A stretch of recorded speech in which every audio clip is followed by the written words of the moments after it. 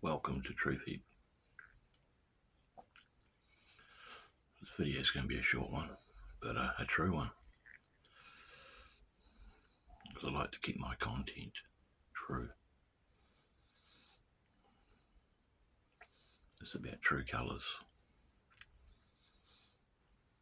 Do you know when you meet someone for the first time and you have, we be honest, sometimes preconceived judgments, we form an opinion relatively quickly upon meeting someone, right?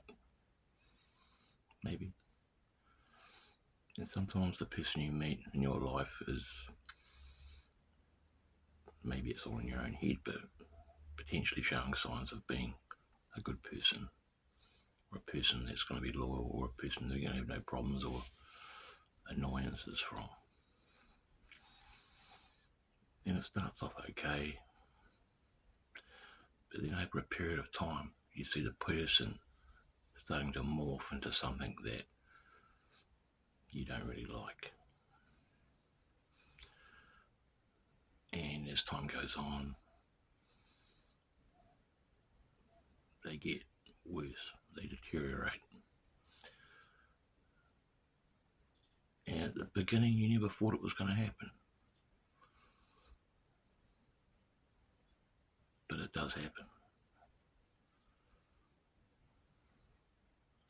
Why is it that some people take a while to show their true colours and morph into something that you don't really like?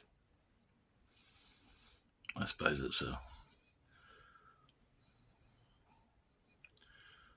hard question to answer, really.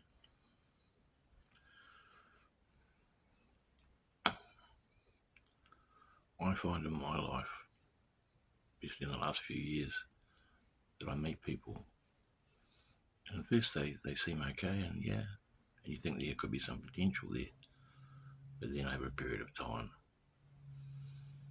they start becoming something that you don't really like, something that annoys you, and they start lacking a bit of respect. It's all about them, and they become narcissistic. It's all about their day, not yours. They never ask you questions. It's all about them. They like to criticise you about anything and everything.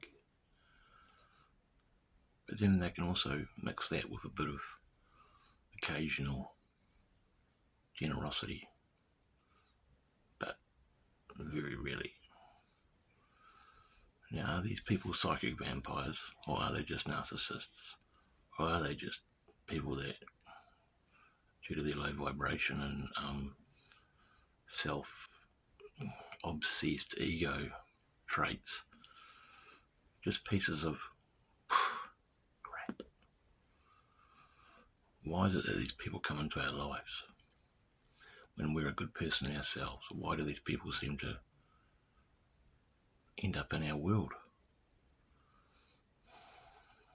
I suppose that's another good question.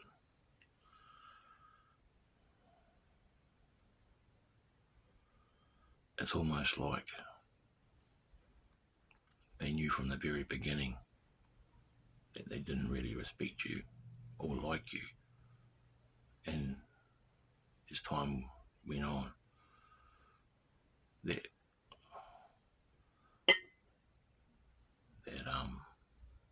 that thing started showing fruition. It naturally morphed out of their character. So what do we do about it? You know, a real hard word to say, guys, is no. It's the lost word, saying no. And another hard thing to say is I was wrong. Well, I was wrong about a few things. You know, they say first impressions last.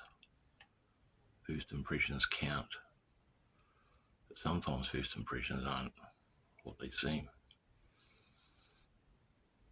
And I swear by that.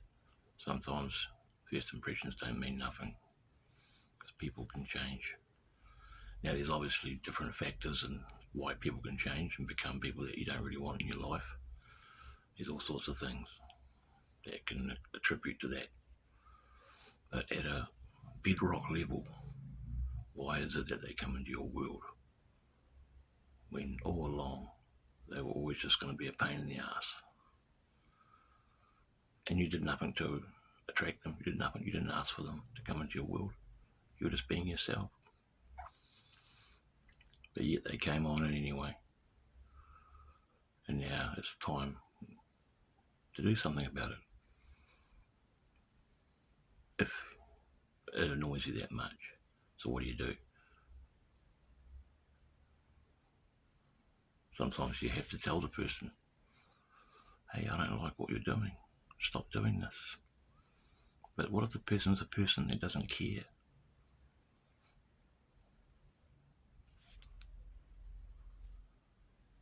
Does it come to that? How can we make it not come to that? We can use psychology. And sometimes the power is in saying nothing at all.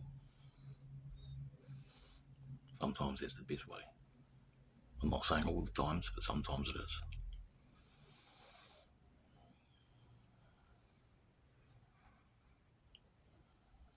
And remember, the lost word is no.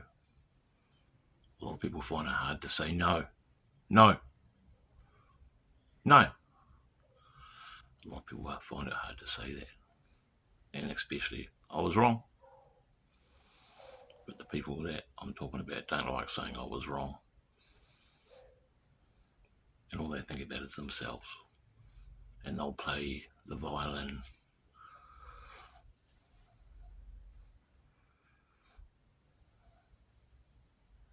It's all about them, about their day. It's never about yours. Well, they don't show that to you anyway if they do care. I suppose the world is full of people like this. And it's just the way it is. But I wish it wasn't. I wish it wasn't like this. But it is. And we have to deal with it however we deal with it. And there's a line. Once they cross that line,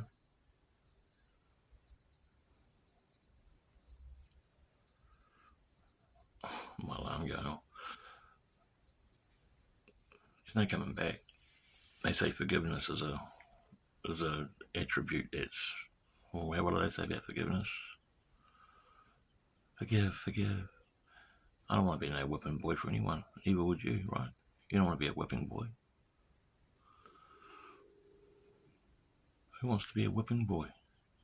Who wants to take shit all the time? Not me. You see, people out here, guys and girls, ladies and gentlemen, a lot of people don't care about anything but themselves. And they don't know fuck all about morality. It's all just egotistical, moral relativism. All they care about is their own fucking ass. They don't care about the next man, unless they're getting something out of it. I cut off a friend about a year or 6 months ago that wouldn't come and see me or do anything with me or for me unless I paid him petrol money every time.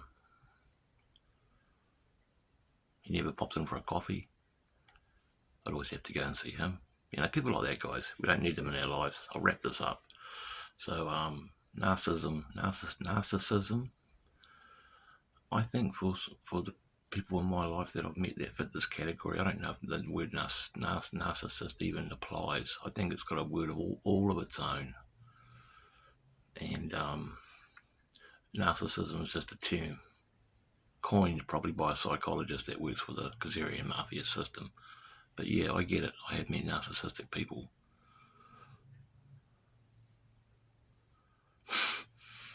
So, let's see what happens, eh? If you can relate to this video, please leave a comment. Like and subscribe, share everywhere, high, wide and handsome, if you so desire, no pressure. And and have a good day out there in the big wide world. And by the way, my Papanui Witch Project video is coming up in a few days. Hope you enjoy it. I'm not going to give it away, but it will be the last. I'll put it this way: it'll be the last, probably the last video I ever film out there in the old abandoned farmlands of Papanui. Take care.